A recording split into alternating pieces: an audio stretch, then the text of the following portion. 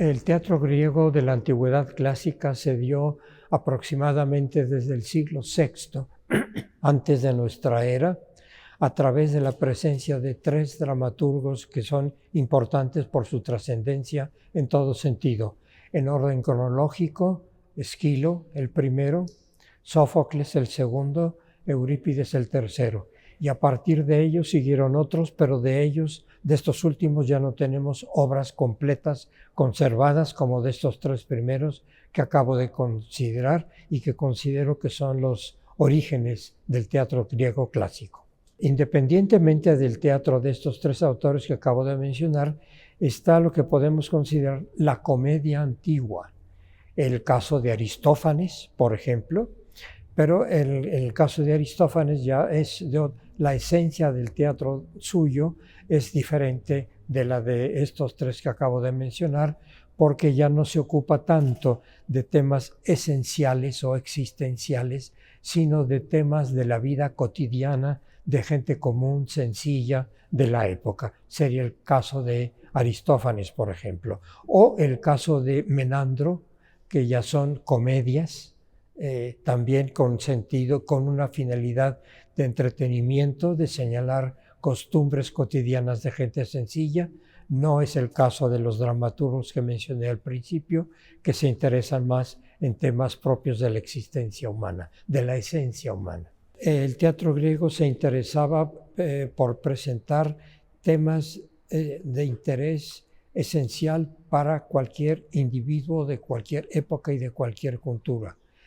Concretamente se interesaban en temas como la libertad, la idiosincrasia del ser humano, la justicia, la moral, la política. Eran, como digo, temas no de interés para una generación en particular o para individuos en particular, sino para la existencia humana en general e intemporal. Por esto me parece que son vigentes incluso hoy en día.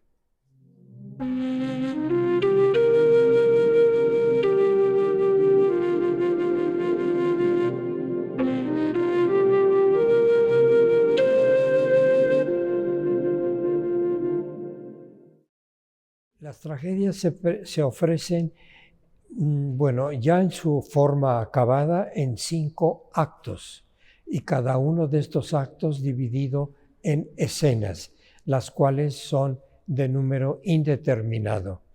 Pero inicialmente el teatro antiguo, la dramaturgia antigua, se dio sin división de actos o escenas. La obra daba inicio en el primer verso del libreto escrito por el autor, y este era el inicio de la obra, no había un preámbulo, ¿no? Al término de cada escena había una pausa, pausa que era aprovechada para la presencia del coro. El coro de las tragedias solía atravesar el escenario recitando, entonando un tema, una leyenda. Danzando y cantando el coro atravesaba la escena. No la escena donde estaban los actores, sino la parte baja del teatro. En la escena estaban solo los actores. Abajo estaba el coro que entraba por la derecha de ese espacio y salía por la izquierda, y lo solía atravesar danzando, cantando o recitando. Pero me parece importante registrar que el coro se movía en la parte baja frente al escenario, no dentro de la escena, sino en la parte baja, como digo, de derecha a izquierda, danzando y recitando los textos que tenían alguna relación con lo que se significaba en la parte alta.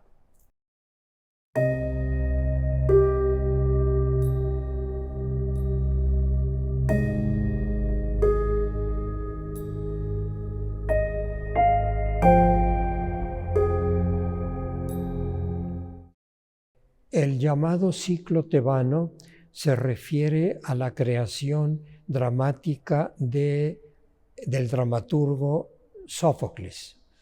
En orden cronológico, la primera que aparece de este ciclo tebano es el Edipo Rey. Le siguió el caso de Antígona, y ese ciclo tebano se cierra con Edipo en Colono. El caso del Edipo Rey plantea el tema de la esencia humana, de lo que es el ser humano y de su idiosincrasia, lo que es inmutable. Concretamente, a Edipo se le había señalado el destino de que él mataría a su madre, posteriormente, sin saberlo, se casaría con ella, después tendría un hijo de ella, es el caso de Edipo. Con esto el poeta quiso decir que el destino humano es algo la idiosincrasia humana es algo establecido, fijo, que no va a cambiar. Podrá ser matizado, pero no va a cambiar en esencia. Y Edipo representa esta idea, el Edipo Rey. El destino había señalado para Edipo esa situación, lo que se acaba de decir, ¿no? Que él mataría a su padre, todo sin saber que era su padre. Es decir, lo mata porque iban por un camino ambos en sentido opuesto, uno respecto del otro, y tienen una pequeña discusión respecto de quién va a pasar primero. Aquí el camino es muy estrecho, uno tiene que dar paso al otro antes de seguir su camino. No se ponen de acuerdo, discuten, y Edipo, molesto, enojado con su padre, sin saber que es su padre, lo mata por esa discusión de quién tiene derecho de paso en primer lugar. Lo mata sin saber que es su padre. Eso es un hecho del mito clásico, ¿no? Y resulta que era el rey de Tebas, al que mata Edipo. Y como tal rey, y él como persona que elimina al rey, tiene derecho sobre la esposa del rey. Y entonces por eso se casa con ella y asume la monarquía de Tebas, Edipo. Todo esto sin saberlo. Muy posteriormente se entera y pasa la tragedia. Edipo, cuando conoció el destino que tenía asignado por la existencia humana, decide ausentarse de la familia para no correr el riesgo de matar a su padre y casarse con su madre. Se ausenta de Tebas y él vive por otro lado. Y a la vuelta de los años ocurre este encuentro en un camino, y ahí es donde se cumple lo establecido por el destino.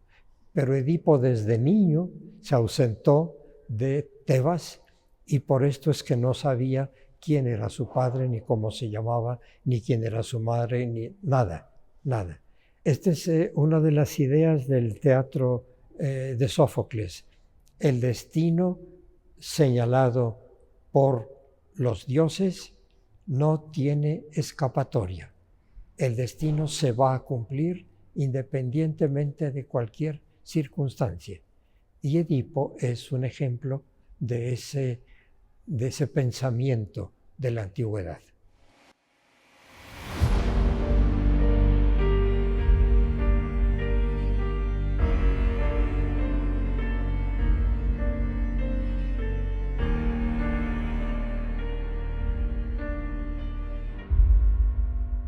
En el caso de Antígona, pues ya se refiere el hecho de que Antígona es una mujer que tuvo interés en ella el hijo de Edipo, interés amoroso, quería casarse con ella, y finalmente no lo consigue porque se cumple la segunda etapa del destino señalado por Sófocles, que es la muerte de Edipo. Y resulta que él publicó una ley por la cual se decía que debía ser condenado a la pena capital cualquier persona que diera sepultura a los restos de Polinices, un hermano de Antígona. Polinices había entrado en conflicto con su hermano por la disputa del poder de Tebas. Y surge una discusión, un pleito entre hermanos, y a consecuencia de ello muere Polinices. El rey de Tebas, Creonte, está en desacuerdo con esa situación del asesinato de Polinices y entonces dicta una orden, una ley, por la cual se condena a muerte a la persona que dé sepultura o que otorgue ritos funerarios al cadáver del hermano que mató a Polinices. Antígona decide que ella físicamente no puede dar sepultura al cuerpo de su hermano, pero decide hacerle una honra funeraria. Cubre el cuerpo con tierra y se inclina ante él en una muestra de respeto al hermano fallecido. Pero resulta que una persona que pasa por ahí se da cuenta de lo que ocurre con Antígona y el cadáver de Polinices y la denuncia ante Creonte. Creonte inmediatamente decide que Antígona debe morir también. Pero Antígona señala lo siguiente.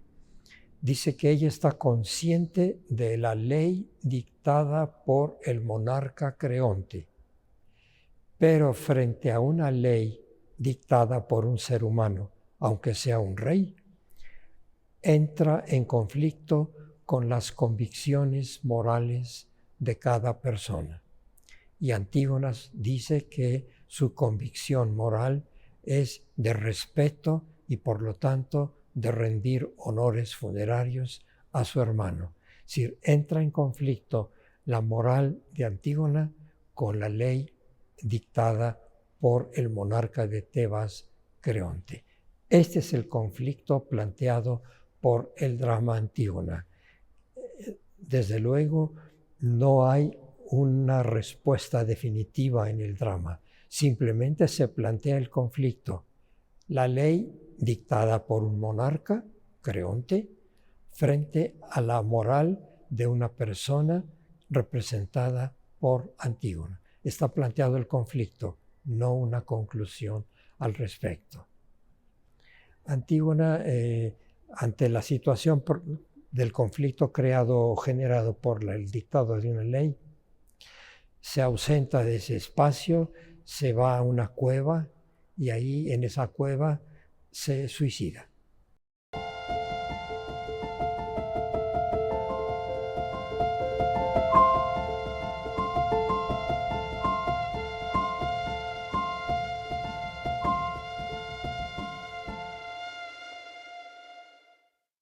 Y finalmente el Edipo en Colono es cuando Edipo, ya consciente de su desgracia, ciego porque él se sacó los ojos al enterarse de la catástrofe humana en la que había caído, se va de Tebas, se ausenta de su reino y muere en Colono, una pequeña ciudad o aldea cercana a la actual Atenas. Este es, en breves palabras, el ciclo tebano.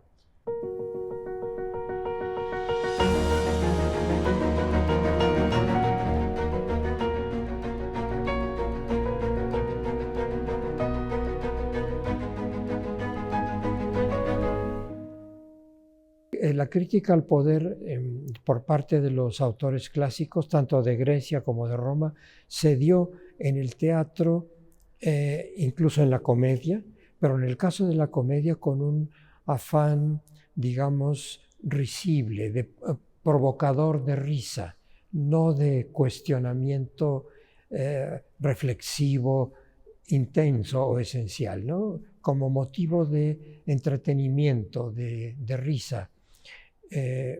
Se dio esa crítica sin mayores consecuencias, mera diversión, motivo de diversión, el burlarse un poco de la autoridad establecida. Como digo, sí. No se daba con el ánimo de los temas tratados por los dramaturgos, que ahí sí era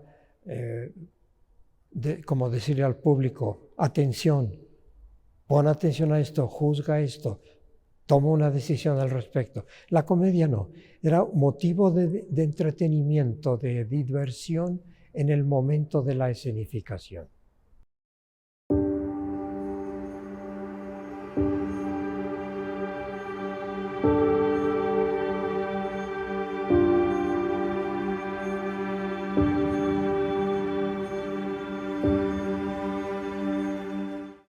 Para los antiguos romanos, el teatro griego y en general la cultura griega era un paradigma en todo sentido. Por lo tanto, el teatro para el romano de la antigüedad era un modelo a imitar. Y por esto el romano imita también al caso de los dramas griegos. Un ejemplo de ello, y es el único conservado, es Séneca. De los demás tragediógrafos romanos no se conocen obras completas, por esto es que no se puede decir cómo se llamaba tal pieza o cuál era su tema esencial o sus partes. Del único que se conoce algo es de Séneca, y para Séneca los tragediógrafos griegos son un modelo, un paradigma a seguir. Pero desde luego el matiz, el énfasis en el tema del destino en el teatro romano conservado, conocido, no tiene parangón. No tenemos muestra de ello. Tal vez la hubo o seguramente la hubo, pero no tenemos constancia documental con base en la cual decir esto sí ocurrió o no ocurrió.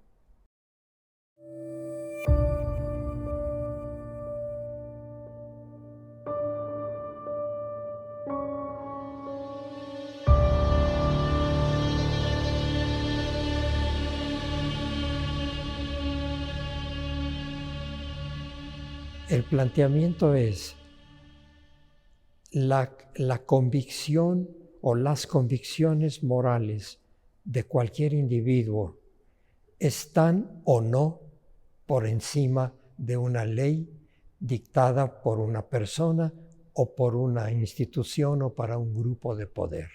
Está planteado el conflicto en el drama. Como digo, no está planteada una respuesta para ser aceptada por el espectador. Es decir, queda planteado como un motivo de reflexión, como ocurre con otros temas planteados por el teatro griego y por otros aspectos de la cultura griega, como por ejemplo la medicina o la filosofía. También plantean hechos dignos de reflexión hoy en día. Por ejemplo, hoy se habla mucho de la muerte asistida. Esa idea, ese problema, fue planteado por los médicos hipocráticos siglo VI antes de nuestra era.